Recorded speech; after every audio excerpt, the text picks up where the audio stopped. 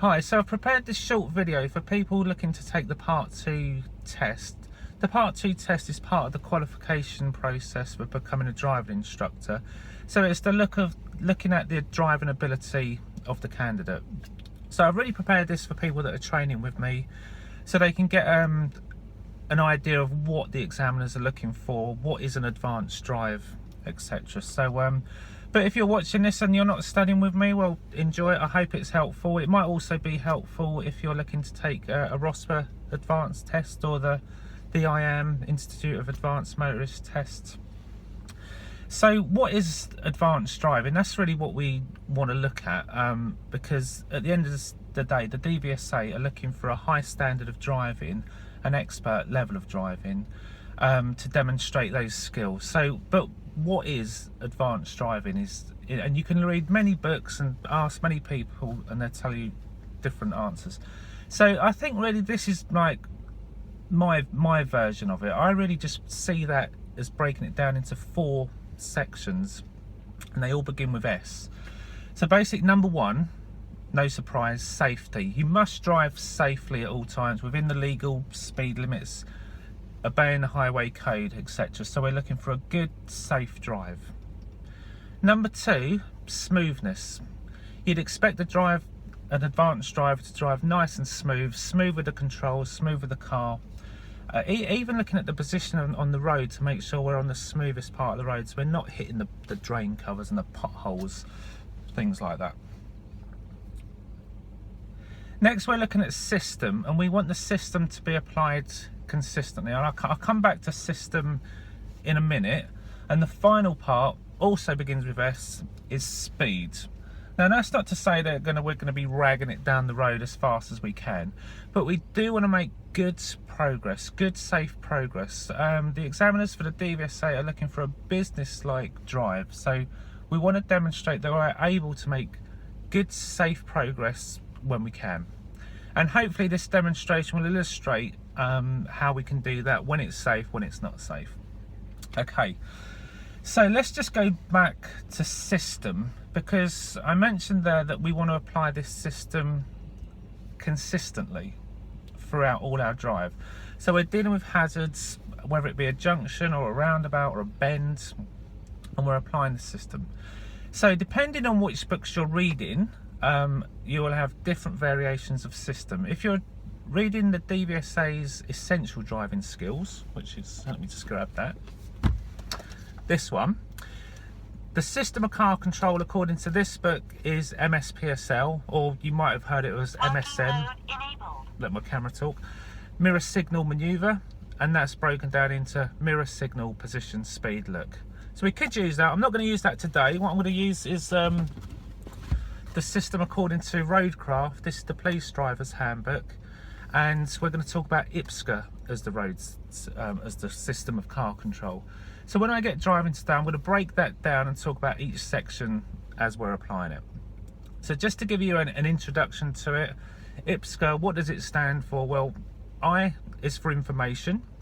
So we're going to be looking at the information phase. This is where we get the information, we use the information, and then we might give information like a signal, sound of the horn, etc. But we'll get into detail on that. Next, the P is position. So we're looking at road positioning. Then we're looking at S for speed. And then we're looking at the gear, making sure they're in the correct gear for the road speeds. And then finally, the A is for accelerate. And to bring that to life, I'll do a demonstration, and we're going to drive on some country road today and get onto some bends so I can show you that. Okay, right, so let's get going. So 4 degrees, there wasn't a frost last night, so there's no signs of any frost. It's overcast, which is great for the video, because that low sun is a killer. I have been waiting for this low sun, the no sun day to do my video. So yeah, so let's get rolling and talk about this system. So here we go.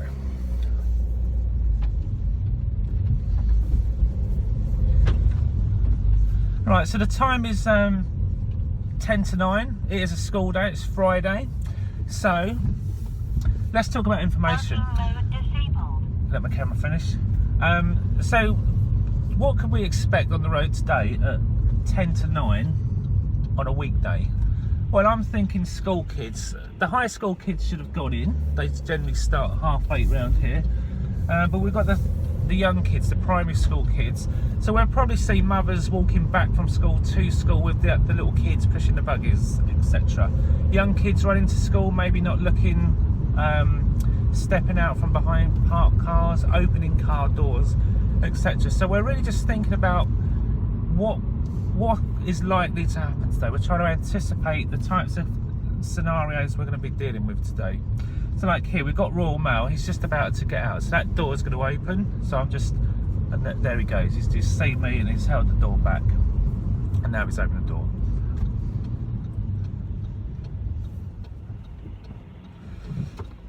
Just notice the distance I leave between me and the car in front. I leave a nice gap, often referred to as tyres and tarmac. We are on a hill, he might roll back. I've left the pedestrian refuge clear here, so pedestrians looking to cross there can safely walk through the gap. Got a vehicle behind with a female occupant, and she's quite close.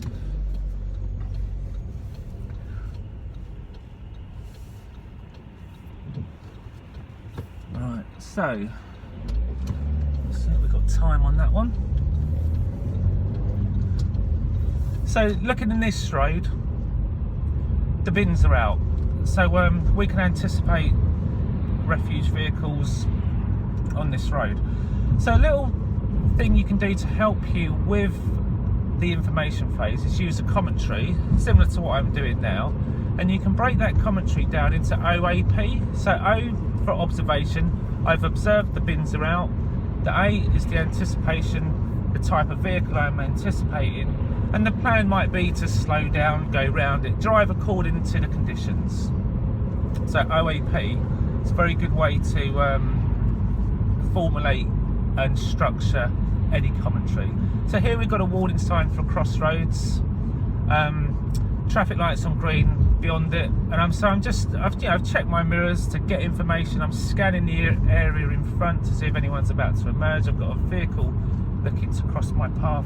I've got a bunch of school kids on the left, and someone's just approaching the crossing, and they have pressed the button, so I'd anticipate that the lights might change there. As predicted, we've got young children with mothers being pushed to school, and you know, I'm thinking that has the bin lorry been? I'm trying to get evidence of whether these bins are being collected. So if I see one with a lid poking up, I know that they're yet to be collected. Generally, if they're untidy, I know they've been collected, because I don't think that the bin men have got a lot of time to obviously line them up as neatly as we have when we put them out. So we're approaching the junction. We've got a staggered crossroads, junction left then right. We're going to be turning right. So I'm just going to concentrate on this. I'm going to use a signal here because I've got vehicles in front and behind. So I'm taking information, using information, and now I'm giving information. Into the new road, we're going to change the speed limit, 40 limit. I'm going to change the road surface. No one's followed me in. And the white lines down the middle of the road are just normal white lines, just marking the centre of the road, so they're not hazard lines at this point. We've got to repeat a sign for the 40. And way in the distance, we've got to change the speed limit for a 30 limit and people on the brakes. Okay, so you get the idea. We're building a rich picture of information to help us plan and anticipate what's happening ahead. So by the time I reach this 30, I'm doing 30, I'm not on the brakes, so therefore my drive is smooth. So that's what we're talking about. The other thing is making a smooth drive. I've just noticed a bin with the rubbish piled up, so I know the binmen haven't been. But they're a different colour of bin now, they're a grey bin, so we're on a different route. We've got some mud on the roads here, and we've got evidence of them building the new Norwich road. So they're starting to do the work here, hence the 30 limit. In the distance, we've got a flashing amber light. It looks like it might be a tractor with a trailer looking to merge into traffic on this road. Vehicle behind, following a fairly safe distance. And if we look at my distance, I've got more than a 2-second gap really. I mean, the highway code talks about at least 2 seconds. generally as an advanced driver I'd be looking to have 3 so I get better visibility up the road. That helps my vision and get more information. Vehicle ahead is turning left. Also it helps my smoothness, so like he's just turned off and braked, I've just lifted off and carried on, so it's very smooth. Every input into the car is smooth. I'm not harsh on the brakes or harsh on the gas. I'm not doing unnecessary gear changes. To change the speed limit, we're into a national limit here. And so here I'm looking to make progress. I've got some cars in front which, to be honest, I just want to let them go a bit because I want to be able to demonstrate how we can make safe progress. And also I'm going to be looking at bends, and I want a clear road in front of me so you can look at the bends and see how I'm dealing with those bends. Okay, I'm just going through a tree line here, so I've just popped the lights on. It's a little bit overcast, just to make me more visible, so I'm thinking information, I want to be seen. Right, so I'm just easing off here just to let the vehicles ahead go. So right, so let's get a good look down this road. So we've got a tree line, so we can anticipate animals, wildlife running out into this road. The speed limit is 60, so now I'm looking just to make progress here. I can see a white sign pointing to the right, so that tells me there's a junction, and the lines in the road have turned to hazard lines, or they will do, and I'm being warned of a junction to the right. So nothing behind, got the hazard lines, just lifted off, looking through the tree line, see if there's anyone emerging, and we're good. Hazard lines have finished, and junction right, and it's clear. Junction left, we've got the bend, so I'm on the brakes, gear change, so by the time I reach the bend I'm accelerating through the bend. Right, so we've talked about information, let's move on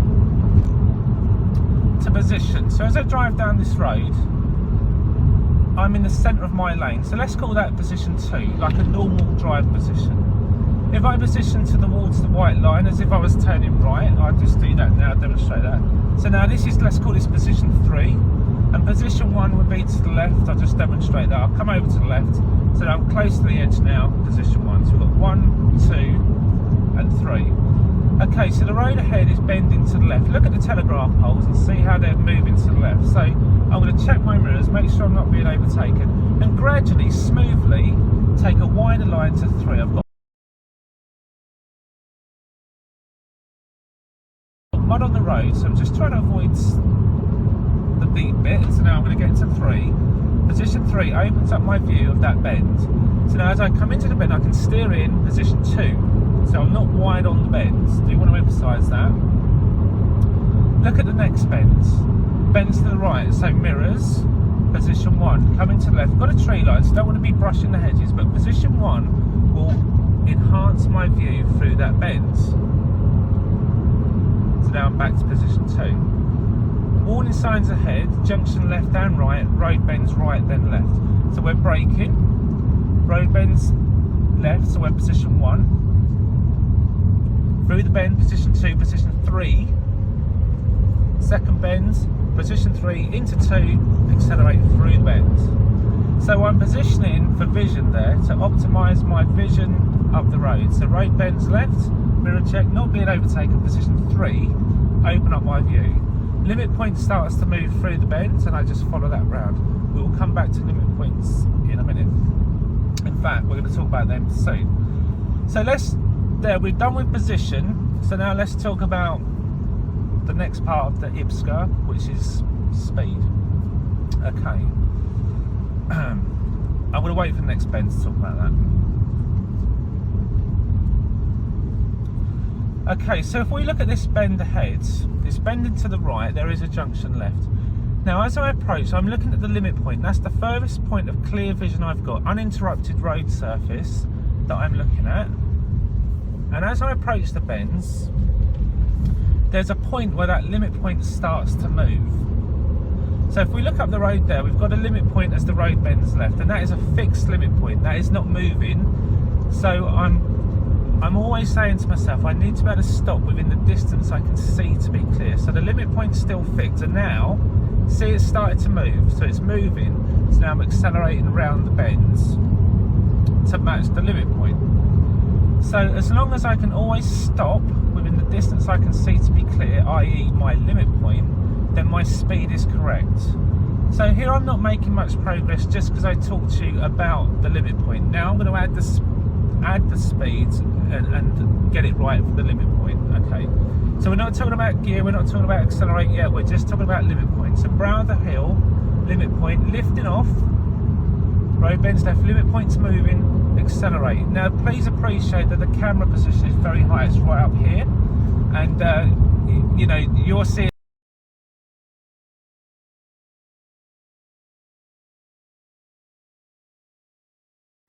different to what I'm seeing. You might see the limit point move before I do. Okay, road bends right, limit point is fixed, look at the limit point, and for me it's moving now, so I can accelerate and go round that bend. So now I'm starting to add some speeds.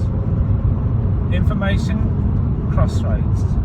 So junction left, junction right, we're on the brakes, limit point is fixed, so I'm braking. Off the brakes, limit point's moving, I'm accelerating through the bend. Now let's add the speeds. So we're now up to 60, 6 gear, come back to gears. Limit point is just moving away from me. Oncoming vehicles, lifting off the speed because it's quite a narrow road. Limit point's moving, so I'm accelerating. Can you hear that in the engine? Look at that limit point, lifting off, brake, brake, brake.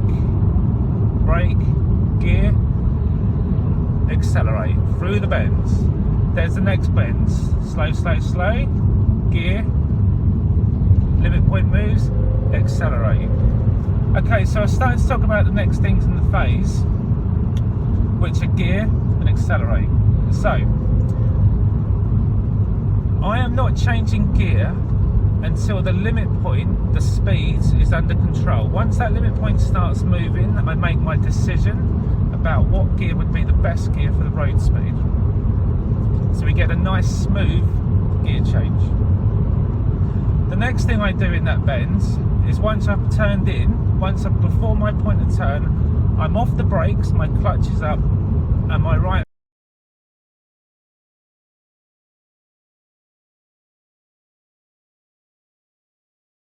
over the gas to accelerate. Now I lightly accelerate, tractor, cover horn, information wide. So position 6 now onto the road. Position 6 is when you go on the wrong side, so we've got 4, 5, 6. No white line, totally acceptable to do that there, that was defensive driving. Okay, look at the telegraph poles. Road's going left. Position 3, position 4. No white line. Okay to do position 4, no white line. Just to get my view. As I reach the bend, I'm turning in position 2, I'm safe. The limit point is moving. And I'm braking. Limit point is fixed. Gear, accelerate. So now I accelerate through this bend, matching the speed of the limit point.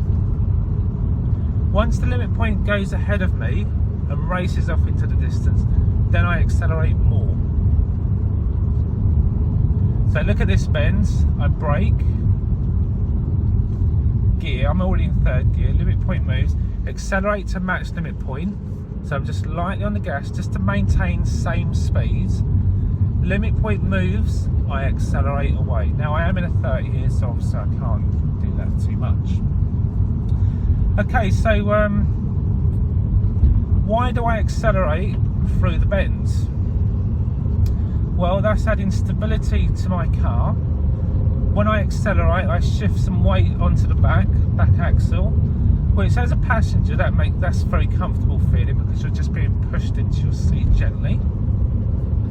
And it increases stability in the car. So as we leave the bend, we accelerate more and put more weight onto the back and get a very solid feeling. What we don't want to be doing is braking on that bend and destabilising the car. So we're accelerating for stability and grip to push that car into the road, and it's smooth to go through. So remember, if we're getting the system right, smoothness is kind of looking after itself. Information ahead, horses, so we're slow. Would I sound the horn now to warn people around this bend? No. That would be a bad use of information.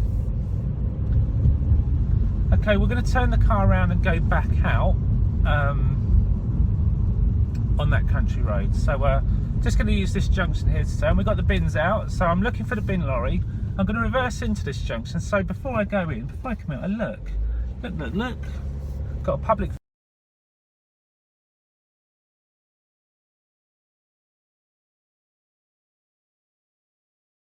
all rounds. I'll just pop that back into the junction. Not signalling, no one to benefit. There was a pedestrian up in the distance, too far away to benefit there. Okay, so we're going to go back, same route we just come, and we're going to start putting all these things together now. We're going to put the information, position, the speed, the gear, and accelerate into a fluent drive. On the way, I was holding back so I could talk about each thing. So now I'm going to put it all together and demonstrate what would hopefully be a good, progressive, safe, smooth, and drive within the system all the way back.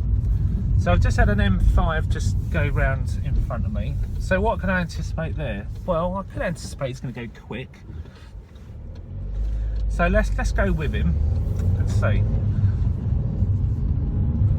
So information in this road: 30 limit, bins are out. Got brown bins out. Road narrows left on both. Sorry, road ahead narrows on both sides. Surface water on the road. So here I want a position to see. So I'm taking a wider position, position 3. Still can't see, vehicle oncoming. I have priority, but I'm not getting it. So I'm holding back. Now I've got it, so that's good.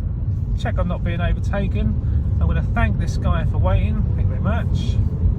Looking ahead now, got a footpath on the left with, it looks like there might be a shop or some houses. And we've got warning signs, junction left, road bends. No footpath now, so these kids that are walking, well, the mum's walking back from school now, might be on the road. We're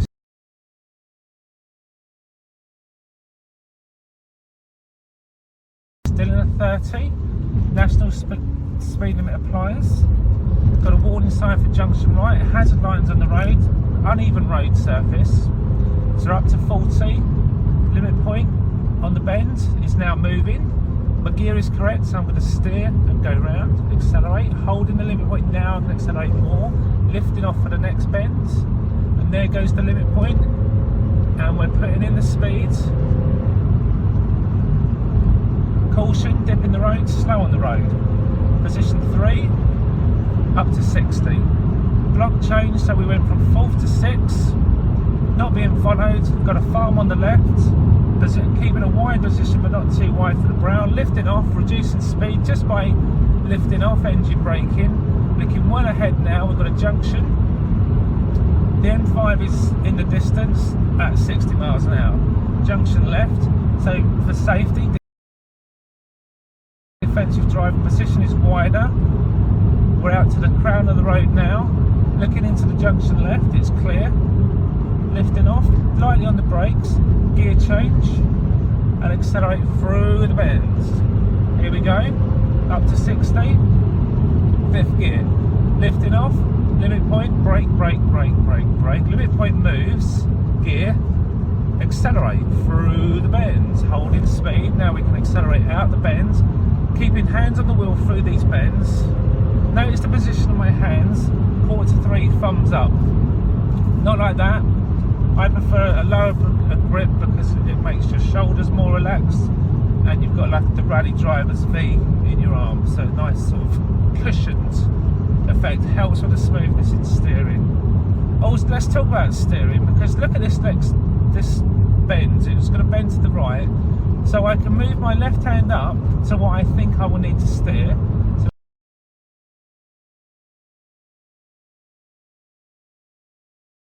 as I reach the bend, I can put the input in the steering wheel and hold it, 2/4 and accelerate through. It's smooth. So there's no like this shaking about.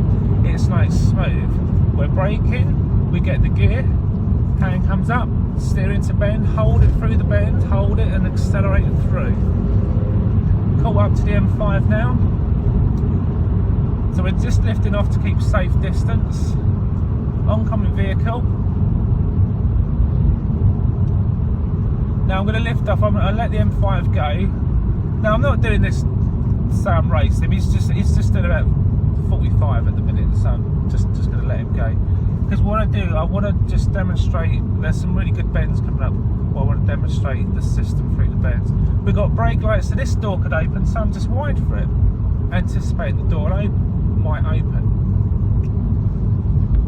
Right, letting that M5 just get away into the distance now. Time now is 9:10, so we've been going 20 minutes. Change the speed limit ahead, so we've got a 40 limit. I'm already doing 40, so we're just lifting off here. Got brake lights in the distance. Warning sign, junction right, road bends left, hazard lights on the road. We know the bins are out. So we're onto the brakes. 1 gear change. So we take third, hand goes back to wheel, accelerate. Notice there's just 1 gear change in the system. So as I slow down approaching bends, I'm not going 5th, 4th, 3rd, doing block changes or what's otherwise known as a selective gear change to come down. So I just pick the one gear that I need to go. So there's no wastage in that system. It's get your brakes, slow down, gear and go, gear and accelerate. Okay. Right, I think that we've given the M5 a head start. So let's we're still in the 40. I'm doing 30. National speed limit applies. Speed's coming up. Junction left. Double bend ahead. Hazard lines on the road. The limit point is fixed. I can't see through the hedges, so I'm lifting off gently on the brakes. 3rd gear to the point of turn. Point of turn. Accelerate. Just clipping the bend. Lifting off for the next bend. Accelerate all the way through. Don't lift off the gas. Just push it through to the floor, and we're away. Road bends left. Nothing behind, lifting off. Sustain gear change. 3rd gear, no brakes on that one, just accelerate through. Didn't talk about sustain gear changes, let's talk about that. So what I want to do is for my smooth gear changes, let me demonstrate a bad gear change. Whether you'll pick this up in the video, I don't know. But if I go into 6th gear, and I'm travelling at 50 miles an hour, I'm going to put it in 3rd gear.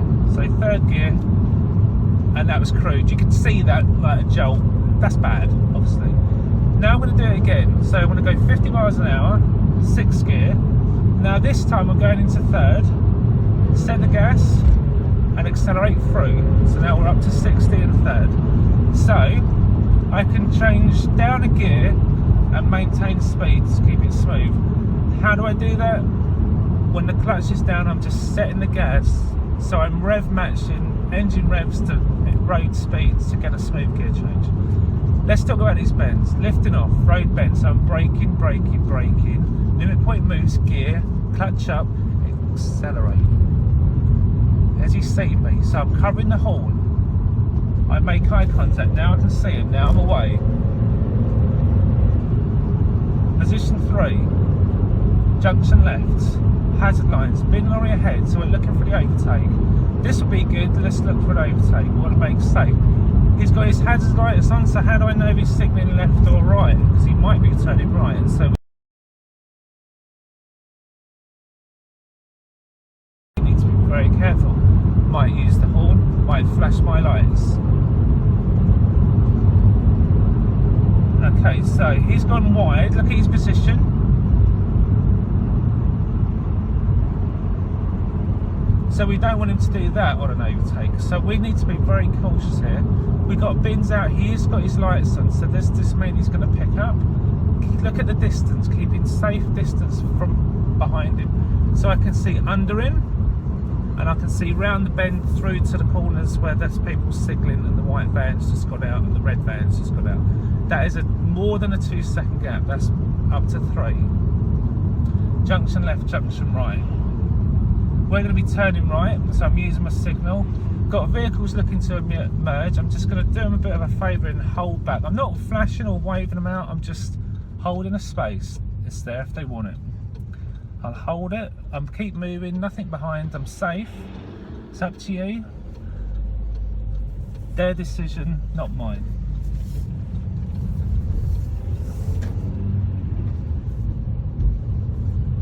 So we're going to change the speed limit. We're in a 40 limit now. Got properties to the right. We've got to change the speed limit ahead. 30 limit. So hopefully I'll explain the sustained gear change okay. It's quite handy if you're coming into a bend. Let's say you're in 5th gear, 6th gear. You're out in the country, you're on a national speed limit road, so you're doing 50-60 miles an hour, and you're coming into a bend, and you just want a lower gear so that you can accelerate through it and increase the stability of the car. So by having the lower gear, I can increase my acceleration and the G-force, if you like, of pushing the car back, and it hunkers down into the road. But I want a smooth gear change. I don't want that crude gear change on approach to a bend, because I'm trying to keep everything smooth. So all I'm doing is I'm taking my higher gear, the clutch goes down, I set the revs, take the gear change smooth, ease the clutch up, and then we blend in that gear change so we don't feel it. We hear it, but we don't feel it. And the car stays stable and smooth through the bends.